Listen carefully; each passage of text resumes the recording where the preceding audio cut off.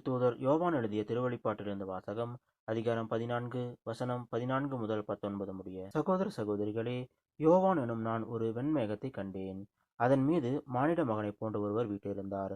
அவரது தலையில் பொன்முடியும் கையில் கூர்மையான அரிவாளும் காணப்பட்டன.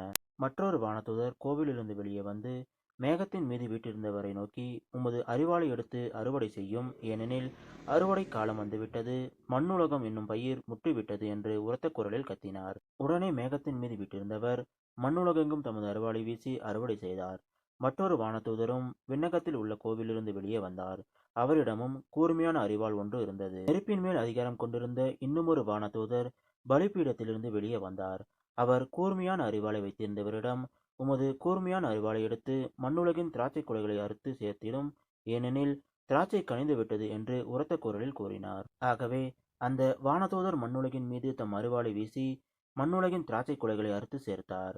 கடவுளின் சீற்றம் என்னும் பெரிய பிழிவு குலையில் அவற்றை போட்டார். நகருக்கு வெளியே இருந்த அந்த பிழிவு குழியில் அவை மிதிக்கப்பட்டன. அந்த பிழிவு குழியிலிருந்து இரத்த வெள்ளம் ஏறத்தாழ 2 மீட்டர் ஆழமும் 300 கிலோமீட்டர் தொலைவுக்கு பாய்ந்தோடியது. இது ஆண்டவர் வழங்கும் அருள்வாக்கு. இறைவா உமக்கு நன்றி. இன்றைய நற்செய்தி. புனித லூக்கா எழுதிய நற்செய்தியிலிருந்து வாசகம். அதிகாரம் 21, வசனம் 5 முதல் 11 முடிய. அக்காலத்தில் கோவிலை பற்றி சிலர் பேசிக் கொண்டிருந்தனர். கவின்மிகு கற்களாலும் நேர்ச்சை பொருட்களாலும் கோவில் அழகுபடுத்தப்பட்டிருக்கிறது என்று சிலர் பேசிக் கொண்டிருந்தனர். இயேசு இவற்றையெல்லாம் பார்க்கிறீர்கள் அல்லவா?